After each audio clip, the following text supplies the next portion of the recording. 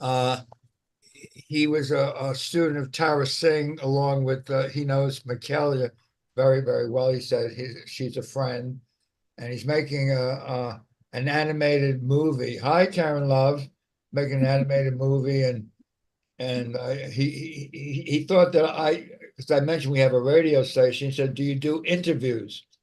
I said, "Well, I don't. Normally Lynn does the interviews." I said, "Well, if you want to, to come visit our group on Tuesday night, you can be a guest, and everybody can interview. So he'll be on tomorrow night at 7. Larry something. Thank you. That'll be interesting. Yeah. All right, so here we go. I recognize you immediately. And there we are. Here's our reading, and we stopped on paragraph 6, chapter 25, section 7. So the rock of salvation. So I'll turn the mic over to you, Dove and Karen, to continue on. Karen, do you want to lead us off? Sure. Thanks, Dove. Paragraph 6. Test everything that you believe against this one requirement, and understand that everything that meets this one demand is worthy of your faith, but nothing else. What is not love is sin, and either one perceives the other as insane and meaningless. Love is the basis for a world perceived as wholly mad to sinners who believe theirs is the way to sanity. But sin is equally insane within the sight of love, whose gentle eyes would look beyond the madness and rest peacefully on truth.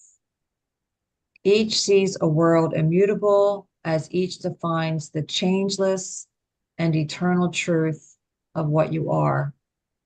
And each reflects a view of what the Father and the Son must be to make that viewpoint meaningful and sane. Lynn, can you just bring it down a little bit so I can see the last sentence in the last paragraph? Yeah, so for here is everything perceived as one, and no one loses that each one may gain. Okay. So test everything you believe against this one requirement. Yeah, so yeah, I mean, no one loses, everyone must gain, and that means that we're in it all together or we're out of it altogether. Whatever I'm seeing doesn't matter. It's my projection. I'm seeing you as losing. I'm actually seeing myself as losing because it's coming from me. So it has to be something inside of me that must feel that to even think it could be in you. So let me see. Know what happened here. Yeah, I've been having that trouble too this morning, Lynn. My computer was hacked. Oh no. And I had all kinds of problems with it this morning. So I don't know what was going on with it, but all some right, let me weird go stuff. back and see if I can find it again. Crazy, crazy, crazy stuff. But I can look it up here. It says so yeah. I just want to get it up on the screen so people can see it. Yeah. In the meantime, I would just say I'm that not a robot. What is what? I just I love that he's saying here that love is the basis for a world perceived as wholly mad to sinners who believe theirs is the way to sanity. But sin is equally insane within the sight of love, whose gentle eyes would look beyond the madness and rest peacefully on truth. So when I'm thinking, for me, just remembering to ask the Holy Spirit, I can see through those gentle eyes and look beyond the madness and rest peacefully on truth. And that's what I've been doing lately with everything, as much as possible, is just really all those mad ideas and crazy thoughts, giving them over. That's all I have to share. Thanks. Okay. All right. I see the word madness being used a few times. I looked it up. Madness is used like 150 times in the course. And insane and insanity is used like 250 times in the course. So between them, like 400 times Jesus uses sin. I know it's insane, insanity, or madness. So what is madness? Sin is madness because sin says we are separate. And that's the lie. That's the belief. The belief is that we are separate, we're different. Your interests and my interests are not the same. We have different interests, not too different than Palestine, Israel, Hamas. They got different interests. The truth is we are all one and the same. We share the same interest, the same goal, the same purpose. The purpose of A Course in Miracles is to wake up so that you remember the truth. And truth is oneness. So ego or sin or anything that comes from the belief in separation says, well, I'm not the guilty one. Somebody else has done this. I had nothing to do with it. I'm innocent, and someone else has to take the blame. So the world looks exactly like someone else has to take the blame. Someone else has to be punished. Someone else, should die. I want to live. That's pretty much what the ego is all about. Sacrifice is choosing one or the other. And ego always chooses itself and says, I don't care what happens to you, which is insane when you realize we're all one and the same.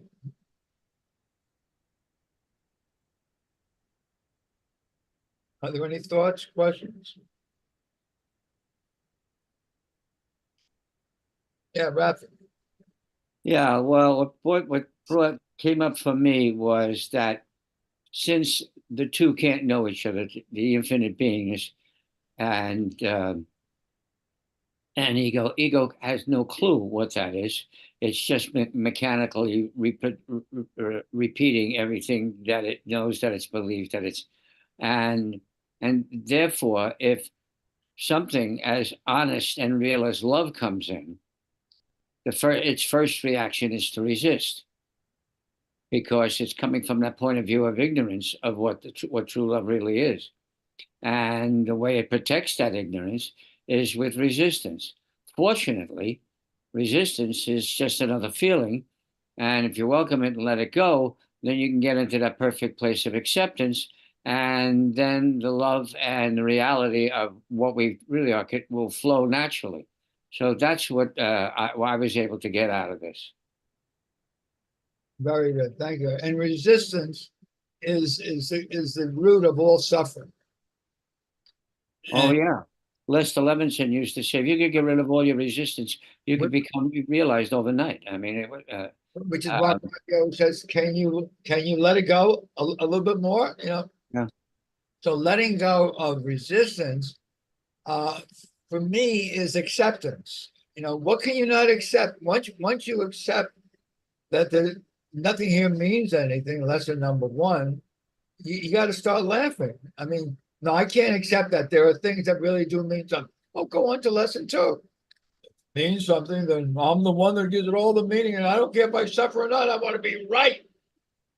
Then he says, do you want to be right, or do you want to be happy? Choose one. You can't have both. You got to laugh. Right. Happy is God. I mean, that's a synonym. God's will for me is perfect happiness. I don't think so. There you go. I don't think so. All right, Karen, go ahead. Yeah, I've heard Ken Wapnick say that resistance is, the root of suffering. And for me, the reason that it's the root of all suffering, because I'm usually resisting, like what you said, I'm resisting the truth. I'm resisting what's good for me, because as you said, like, I think I know. And what's really funny is lately, a lot of people, like several people, including Lynn, and Lori Coburn, Zoma. Actually, she bought me one of his books, Joe Dispenza. And today my PT was here, and my PT, because I was telling her about my level of pain that I was having today, and she mentioned Joe Dispenza to me. And I have been resisting, you know, reading his book. Well, I haven't gotten it from Zuma yet, but I've been resisting it. I haven't even been wanting to read it. I've been resisting looking at his meditations. I've been resisting it. And now she today mentioned to me and explained how it worked in her life after she broke her foot. And so now I'm open to it. You know, like this hard head needs to be, you need to knock on it about 10 times before it listens, you know? And so it took that final listening to someone to let go of the resistance. Even though I heard Lori, I heard Zuma, I heard Lynn, I heard everyone share about him, I was resistant. And who am I hurting? Myself, you know? And it's letting go of that resistance and just accepting what is and allowing for new things, allowing to maybe try something different that may have worked for someone else. How do I know if it's going to work or not unless I try it? So she told me about this 23-minute meditation, because I think I can sit through that very easily. And that's what I'm going to do. My first introduction to him will be listening to a 23-minute meditation. So I think I agree with Ken. Resistance it's going to lead to suffering. It's all about acceptance and welcoming. And yeah, that's all I have to share. Thanks.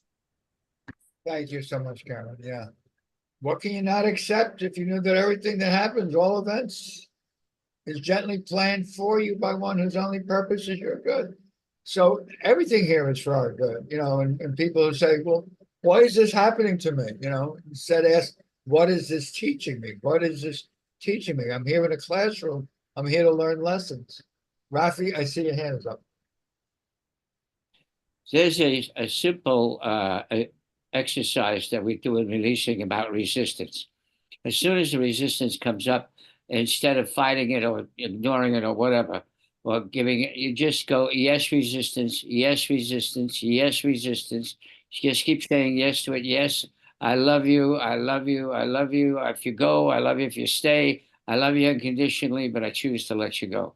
And as soon as you do that, you open up and the resistance goes, and you'd be surprised how much happiness shows up. Very good. Thank you, Rafi. Yeah, resistance, another word for it's unacceptable. The ego says that's unacceptable. Right. That's a death sentence. You know, I want it different. I want to change it. That's the ego. Ego is always into, I want something more, something different, something better. Whatever it is not acceptable to me.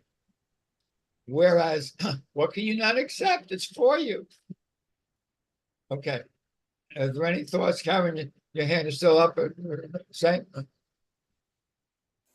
Okay. I have a comment. Who wants to read the next paragraph?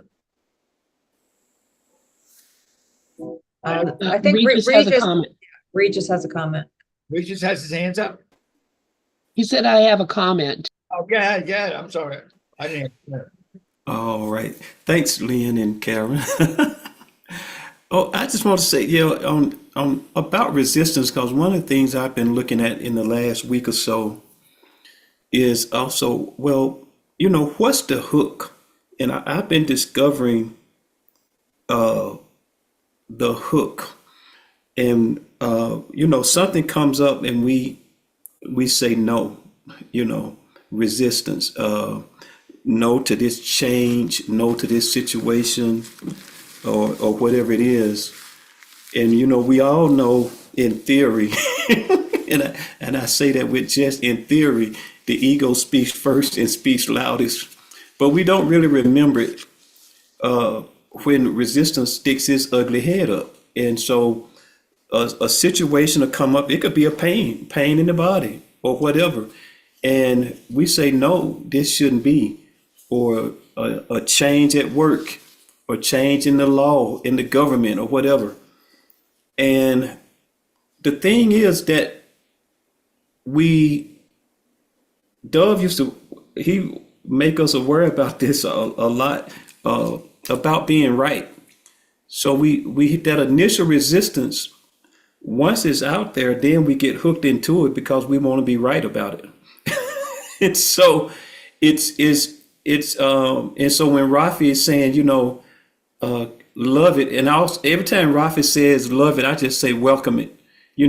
Can you welcome this change, this moment, this pain, this situation? Can you just welcome it? Not agree with it, not like it, not want to get in bed and make love with it, but just that just soft, gentle welcoming, in the sense that I don't have to do anything. No decisions have to be made. I don't have to take any action. Just letting it be.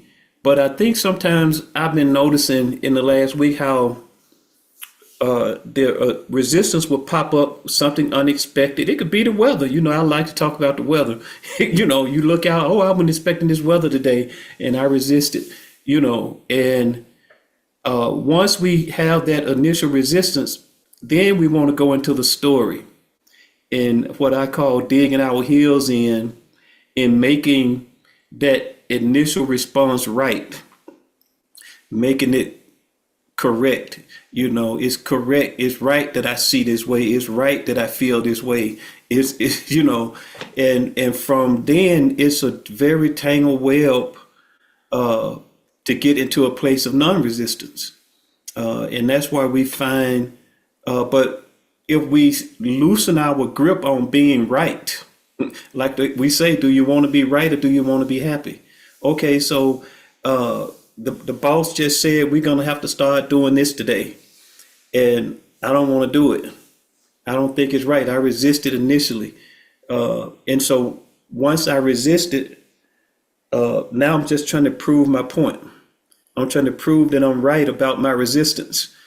And so we have to be willing to be wrong. My initial response was no. No, this shouldn't be happening. No, I shouldn't feel this way. No, it shouldn't be raining today. And then it causes rain, and I start talking about how the people in my city can't drive. And I've lived in a lot of cities, and what's so funny is everybody say that about their town. The people in our town can't drive, And so it's like, but we just dig our heels into the story of I don't want it to rain today. And then we just spiral out. But if we're willing to say, okay, well, I'm wrong about that initial response. I'm willing to be wrong. The Course in Miracles teaches us if I'm unhappy, if I'm angry, if I'm fearful, then the calls are coming from inside the house. It must be me. So that's why we constantly say I'm willing to see. Above all else, I want to see. And just a willingness, not an action. Not a take action, not a, okay, let's go do something. It's just, I'm willing to change my perspective. Thanks. Thank you, Rita. Willingness is really everything. I mean, God's will for me is perfect happiness. I said, no. No, my will is the same as God's will. It's only one will. I don't want to be happy. I want to be right. That's the reason I choose lesson 25, which is called I Do Not Know What Anything Is For, as my favorite lesson. Because by saying that, and I've been saying it now for maybe 20 years, I don't know, yeah, about 20 years, I'm taking myself off the hook because only the ego wants to be right. And by me saying I do not know what anything is for, I don't want to be right anymore. That's why you finally make no decision by yourself. You go to the Holy Spirit. Say, hey, Holy Spirit, what is this for? I don't know. I don't know what it's for. And then he tells you, you don't know what anything is for. This is not your home. This is not your home. How could you possibly know what anything is for? Well, the ego does know what everything is for because the ego made it all up. That's why lesson 1 is the whole course. Nothing I see is nothing I see means anything. You gotta laugh. You really gotta laugh. Okay, Karen, I see your hands up. Go ahead. Yeah, what comes to my mind, Regis, is resign now as your own teacher. You don't know anything. Oh my God, thank you so much, Regis. I love what you just shared. And you're right, that resistance comes with a story. So I tell myself this story about my resistance and I believe it. And the ego loves proof. So I have proof. I have proof, and it's usually in the body. The proof is the body. Look, this is what's happening. It's true. I have proof. Look, And so what's been happening, like for me, I'm sorry I'm late today, but I will tell you, I have been working on this in my life. I've been working on welcoming, and I have not been sleeping at all. I really have been not sleeping. Like I literally sleep an hour at a time, period. That's it. And I get maybe 3 hours, four if I'm lucky a night. So I welcomed a nap, knowing that I may be late for this meeting or I may not make this meeting at all. And to be honest with you, not I love this meeting. I love you guys, but I have been having such a lack of sleep that I just welcomed that nap. I said, you know what? I'm just going to welcome. I normally wouldn't have done that. I would have made myself say, I welcomed it. I'm just welcoming everything that's coming along as much as I can and doing what I feel is the best in the moment for me at the time, which is the most gentle, loving thing to do for me. And that was to take a nap. So it is that, Regis, it's willing to be wrong, willing to let go of my need to think I know, like Dove said, I don't know what anything is for, and just letting go of that resistance and just welcoming, welcoming, welcoming. Thank you. All right. Thank you for that, Karen. Sharanda? Hey, thank you for this discussion. I was just going to share some of where my thoughts have been with this whole idea of not knowing what's in my own best interest, or however we got here, because I'm having all kinds of thoughts, and I'm kind of enjoying this because I want to let this encourage me to do it in every place with my life where I have some official story or I'm having a struggle with this situation or this person, and just to really be willing to see things differently. Years ago, when I was living in Columbus, and I'd be wanting to drive, planning to drive to Wisconsin to be with family for a bit. I always wanted to be sunny, sunny, sunny, just beautiful blue skies, sunshine. And a friend of mine said to me, Sharonda, in summer, when you've got an overcast day, it can be so much more comfortable because it's not so darn hot. And then I began to appreciate when I experienced that as a photographer. Sunny, sunny, sunny, 12 noon skies, that lighting is just awful for so many things. For portraits, that soft, overcast lighting is just terrific. I'm out in Arches National Monument. I'm taking pictures through the arches. If it's sunny, everything through the arch is burned out. Overcast days, I've got pictures where I can see everything. It's just terrific. When I lived in Payson, we'd have the monsoons, and the smell of the ponderosa pine trees was, oh my God. So it reminds me to just go beyond all these things I think I value and to be open to what other things can give me. And, photography, the smell of the pines, the sunny skies for driving or not, that's one level. And this other level, I really need to turn to Holy Spirit to help me with that willingness, because on my own, I'm going to say no, or I'm going to struggle or be in conflict. So thank you for this opportunity to look at that, people. Thank you. Thank you for that, Sharanda. Yeah, all things happen perfectly. You're always perfectly cared for. That was Holy Spirit's message for me, and that's true for everyone. Everyone here is always perfectly cared for. And I like the lyrics from the Rolling Stones. You don't always get what you want, like a perfect sunny day, but you always get what you need. Thank you. I think we're up to, does anyone want to read the next paragraph? Thanks. Anyone at all? I'll try it. Thank you. Thank you. Let me put on some specs. All right.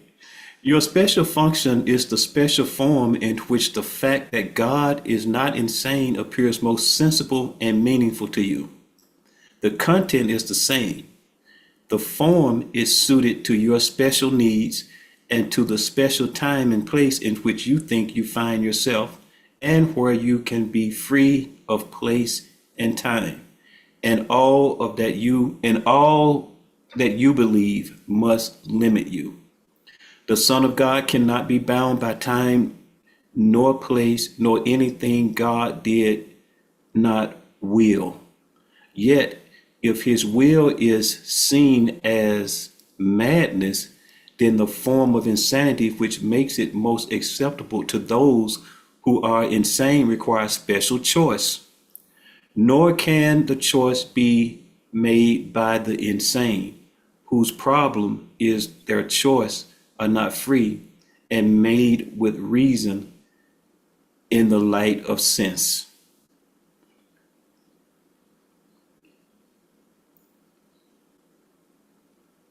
Any thoughts at all on that?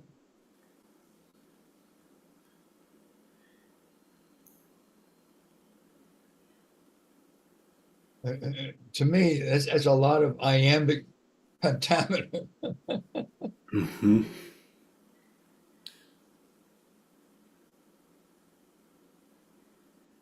I just wanted to say something I mean, this is really very interesting. Is he's talking about your special function is the special form in which the fact that God is not insane appears most sensible and meaningful to you. And I was just we were at um, uh, the Glenn Ganaway's um, um, end of life or transition celebration yesterday. It was really, really beautiful. And they kept mentioning that one of Glenn's favorite things that he would say was listen to the voice who loves you. Listen to the voice who likes you. You know, don't be listening to the voice that is insane and has no love for you. So he's saying, you know, listen to the voice who that is most meaningful to you. It's all the same, but the form is made for you. The special time is for you. Where you are, these things come to me for a reason, because they're what I can listen to, and I can appreciate. Um, and so all of these rules that the world has made about what is right, what is wrong, what is good, and what is bad, all of those are just insane rules that have nothing to do with God or with my Father or with the Holy Spirit or the love in me. But if I just listen to the voice who loves me, I won't be listening to the insane voice who is lacking reason, who is lacking love. I will be listening only to the voice that is uh, the voice of reason and the voice that is sane. Um, anyway, those are my thoughts about this. Yeah, thank you very much for that, Lynn. And actually, I was listening. You were playing Ken Wapnick this morning, and I asked you what the name of it, and it's called "The Dawning of Consciousness is the End of Oneness." And I really love that particular recording uh, because it talks about Ken talks about if you're listening to the voice of seriousness, it's taking things seriously. You definitely listening to the voice of the ego.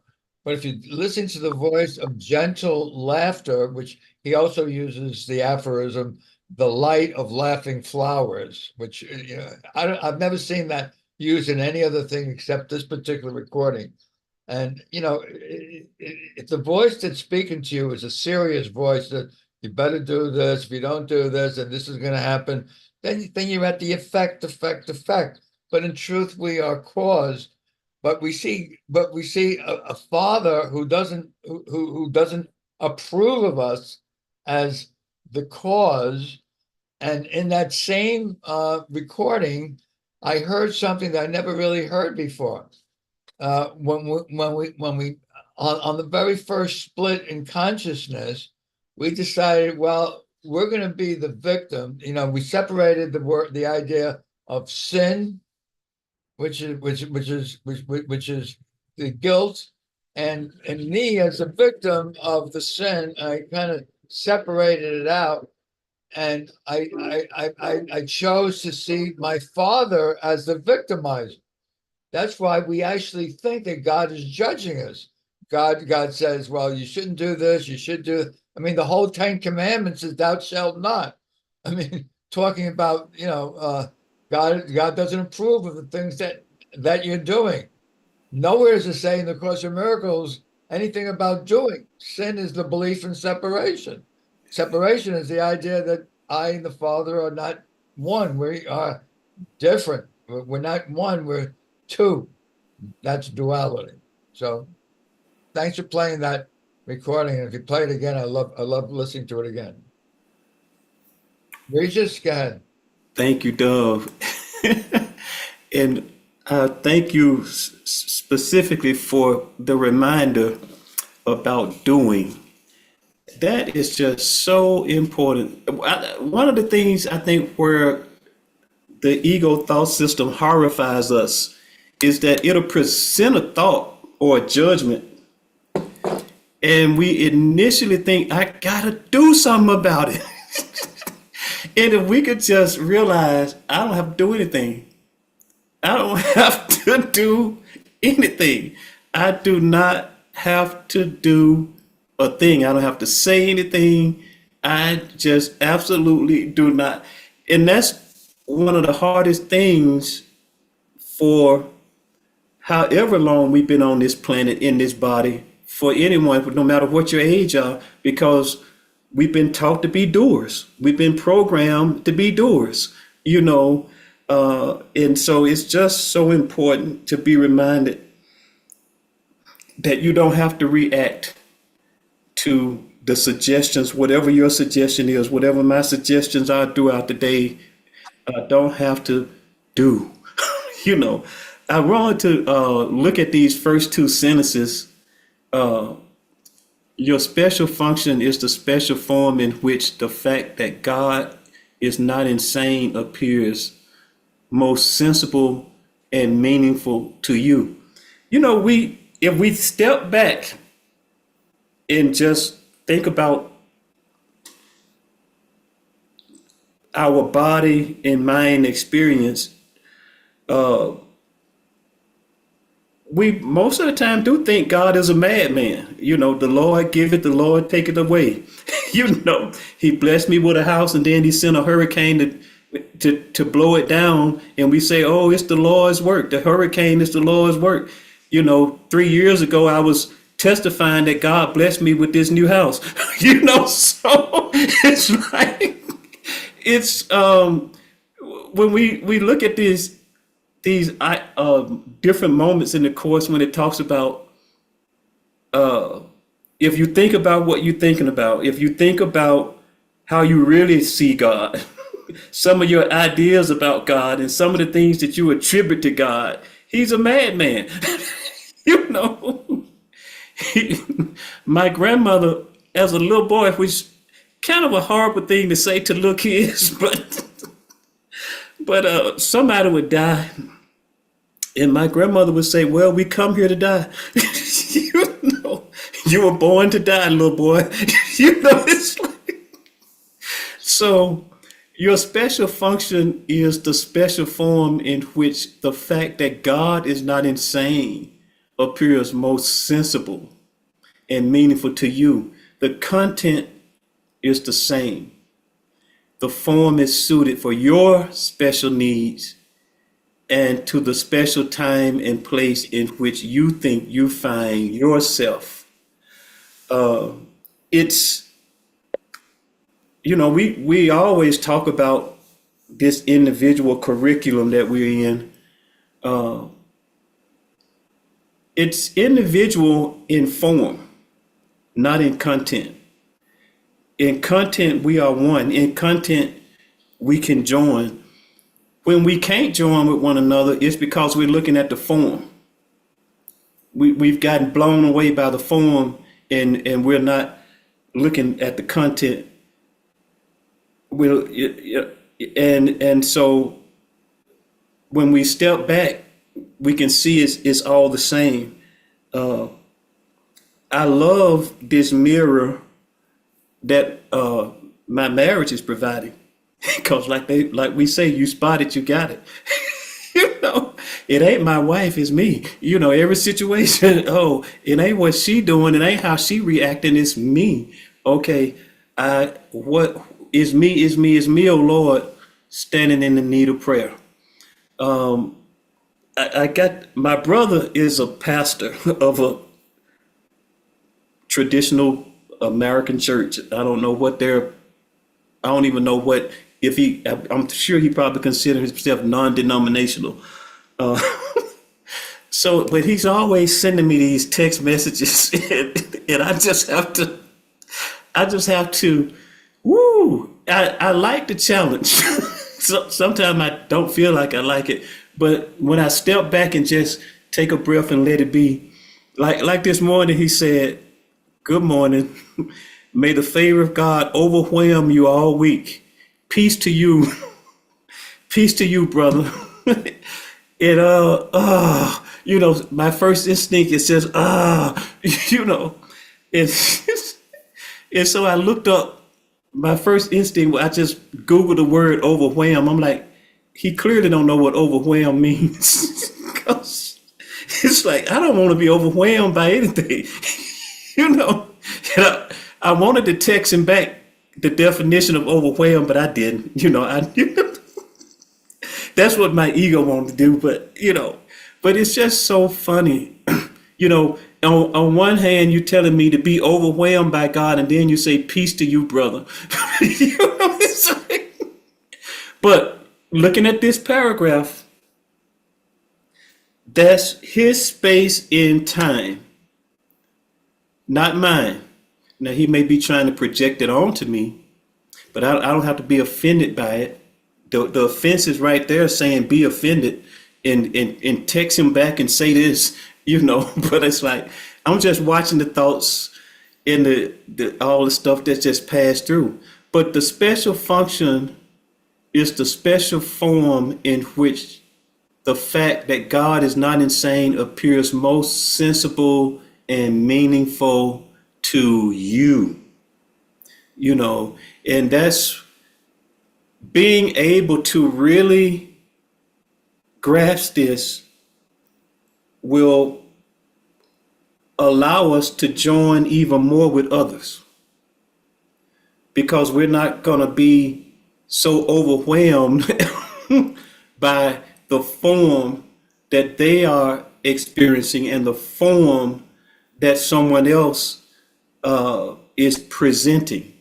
And we can step back and we can understand the content and we can see the content and we can see the place of joining. I don't know if that made any sense to anybody, but it's what I wanted to share. Thanks. Thank you, Regis. And only content has any value. Form is valueless. So that's my birthday lesson. I won't value the valueless. And valueless is things that happen in time. Form happens in time. It's temporary. Correct, Karen?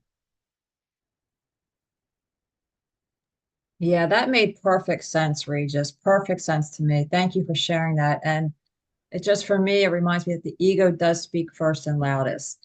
And, you know, when you wanted to text him back the definition, that just cracked me up. You know, it's like the ego wants to be right.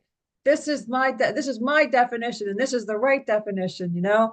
And so this is what the ego does. It just thinks it knows and it wants to be right. And it's funny, my uncle has been helping me so much lately. He's been so amazing. And but he also can be so annoying, you know? And so today he was in here and he has a habit of like moving my stuff around in the kitchen. And he was in the kitchen and like, I have everything a certain way, just like in his apartment, he has everything a certain way. I don't touch his stuff. He comes in here and starts moving my stuff where he thinks it should be. And I'm like, what are you doing? You know, like, and I saw immediately how I lost it. I allowed that his form to piss me off, you know? And so I noticed what I was doing and I kept doing it anyway. I kept doing it anyway. I said, why are you doing that? You know? And like, I don't come in your apartment and touch your stuff and move your stuff around. And he thought he was being helpful. You know, he thought he actually was, because he has been so helpful. And so I did notice it and I said, let's do a replay. Let's do a replay right now. Let's do a replay. So I did a replay and I said, I said, thank you for, I know you're trying to be helpful. I said, thank you very much. I appreciate it.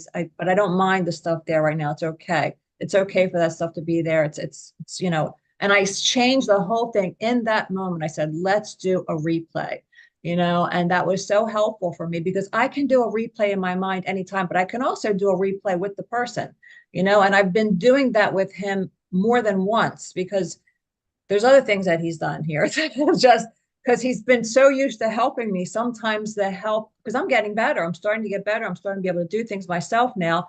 And I don't need his help as much, but I think he got so used to helping me, he thinks he needs to do everything and he doesn't. So being that gentle, loving person that I can be when I can step back and do a replay, and that's allowing the Holy Spirit to take over. So yes, replay. Thank you. Okay, thank you so much, Karen. I see Lynn's hand is up. Go ahead. So yeah, this is just so cool. I'm loving this because I'm just getting deeper and deeper and deeper into seeing what really is being said here. So yes, what Karen said, what Regis said, these are the interactions that we have with ourself in the form of a brother, in the form of a wife or an uncle or whomever. It's me challenging me, showing me, and like Regis is always saying, think about what you're thinking about. So here is this special form has been given to me to show me what my weaknesses are, what I'm thinking about, how easily I can get caught up in a story and believe the story and even make the story more embellish it, give it more meaning, whatever. And I'm listening to Karen and I'm thinking I can see exactly what you're talking about with, when you've been um weakened by something like an accident or an operation, and that you've been not able to do everything that you want to do for a period of time, and people become used to helping you out in that way. But the reality of it is, um, we're all um, sovereign, autonomous beings in our own life. And we really honestly don't need help in truth, only in this dream or this illusion. So it's that realizing, I really don't need help, but I need help. And needing help makes us feel weak and uh, helpless. I need help, I'm helpless. So we feel weak and helpless, but the fact is that that is an opportunity then for him or other people to be helpers and to reach out and to they gain from doing that too. So we have to stop, step back on the pride, and I'm not saying this just you, Karen. I'm saying this is everybody. Step back on the thinking that, I'm a big girl, I can do it myself, whatever, kind of thing, to the generosity of allowing the other to be helpful when they want to and can. And hopefully it's not more unhelpful than helpful, because that happens too. But but it's a give and take thing. But that's what it is. This special form of relationship here is given to us so that we can look at all the aspects of, what am I doing here? How am I working this? What's important, what's helpful, what's not. We're looking at all these things at once, and the resistance being that I know that I'm not this. I know that I'm not this. And I'm just trying to break my way free of this cocoon that has me all wrapped up so that I can, get out here and spread my wings and fly. But I'm not going to be able to do that as long as I'm resisting the thing that is really here to help me do it.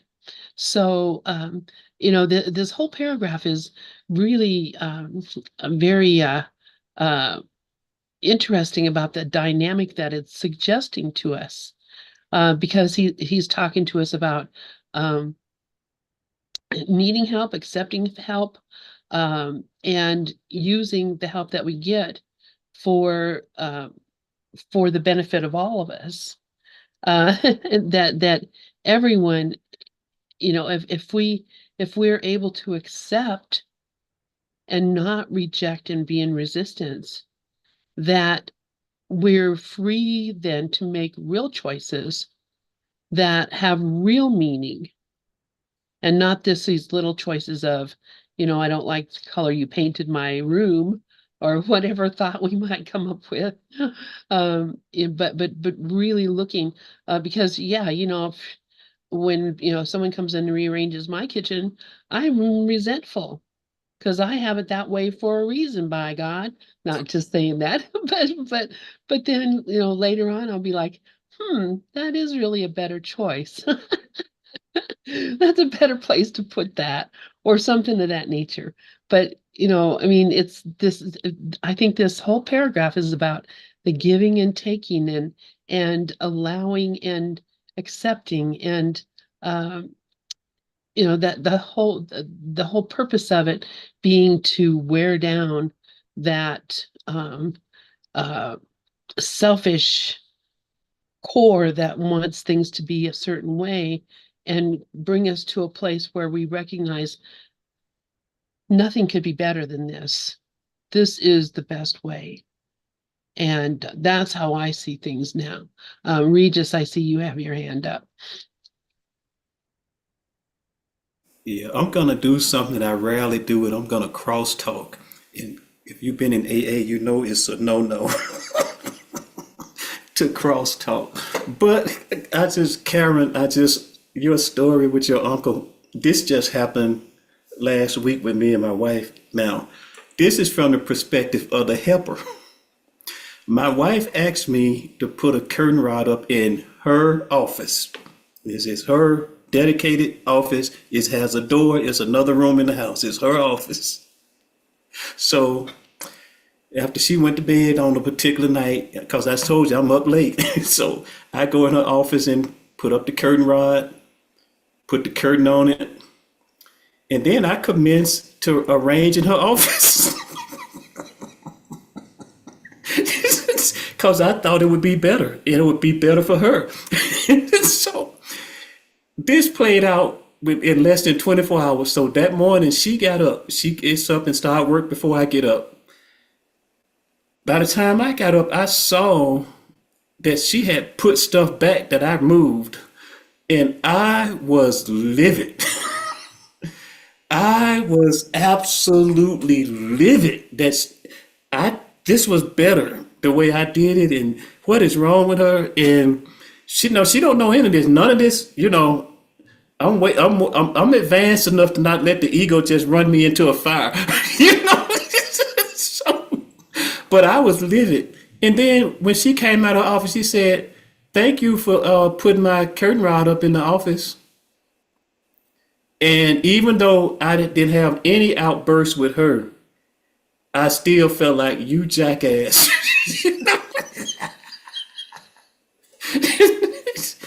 and then because I had moved this one crate, and then I says, "Oh, so you want to keep those things in the office?" And so I went down to the other closet where I had taken the crate, and I took it back to her office, and I put it back where I originally had found it. And it's like, wow, that was interesting. But it's hilarious. You gotta laugh at, we look at these forms, and here's just a little context, and I'll shut up. Now, as a kid, I was a little boy, which is so weird. I didn't know this word at the time, but I was trying to feng shui when I was a kid. I was a kid asking my mom do we have to have all this furniture in the house? It's too much. It's too much furniture in this room. Do we have to have this end table? Do we have to have this coffee table? So I go in her office, here it is 50 some years later, and I'm like, oh, this is too much. You got to get some of this stuff out of here. And no, that's how she wanted. That's her space. And it's her experience. It's her experience in time. And so even as helpers, as Lynn was talking about how we receive help, but also our attitude and our perceptions and projections when we are saying we're trying to help someone and we're trying to assist someone. And are we taking our story in the name of help and just trying to put it on somebody else? So thanks, Karen, for your story. Thank you, Regis. I just want to say this last sentence here is really when you were sharing, is what really hit me. This last sentence in the paragraph that says, nor can this choice be made by the insane, whose problem is their choices are not free and made with reason in the light of sense. So the only sane choice is for the Holy Spirit. The only sane choice is to ask, help me. I see where I'm going here. I see I'm trying to control the situation. I see I think I'm right. And how can I be truly helpful? Show me, how can I really be truly helpful? So thank you, Regis. I can so relate, and everyone for sharing. Thank you. I'm going to turn it back over to Dove. Okay. Yeah, ask the Holy Spirit to decide for you. That's chapter 30, the rules for decision. I would make no decision by myself. Ask the Holy Spirit to decide. I don't have to know what to say. And on I need do nothing. That's a section in the course, chapter 18, section 7. It says, if I need do nothing, will save you 100 years, a century of doing and trying to figure out and things like that. In true empathy, it says, I need do nothing except not to interfere. Sharanda, go ahead. Yeah, just one more add-on to this conversation with crosstalk. It's so easy to look back and think of how I might have handled a situation. When I moved into Albuquerque, a woman I had met before I ever moved there came and helped me unpack. Well, she's in my kitchen putting things in the cabinets, never asking me, hey, Sharonda, where do you want your glasses? Where do you want your plates? I thought it was so blankety blank bizarre. And I don't know what I said to her, but why could I not have just left them there? Here's this woman helping me, extending friendship. Here's the gift of her help. I could have just left them there and decided over time what to do with them, if I wanted them moved or not. 12-step programs. We intuitively knew how to handle situations that used to baffle us. We get that from practicing Course in Miracles as well, don't we? Where we're no longer reacting and we're just with something in a different way, and the words can come how to handle a situation. I love that. Thank you. Yeah. And that's the equalizer. What can you not accept if you but knew that everything that happens, all events, everything, past, present, and to come, gently planned for you? So acceptance is the opposite of resistance. Resistance is the key to all suffering. Resistance means I'm asking for more pain and suffering. Acceptance says I'm through with it. Does anyone want to share? We have a few more minutes, probably too late to start paragraph 8, so we'll start that next time. Wow, that hour went really fast. I Yep. see Kiros is in the Pal Talk room, and I'm hoping I did send him the email with the link and everything, so maybe he'll get to come in next time. But anyway, let's see. And is Susan Michelle in here? Yeah. All right. So thank you guys. Thank you so much, Dove. Thank you so much, Karen and Sharonda and Rafi and Michaela and everybody who comes in here and shares. I so appreciate your chat on the board. I so appreciate your chat in in person. I love you all so very much. and I'll stop the share. We'll remember next week we're on paragraph 8. That was a good paragraph. That was some really good paragraphs we had right there. I'm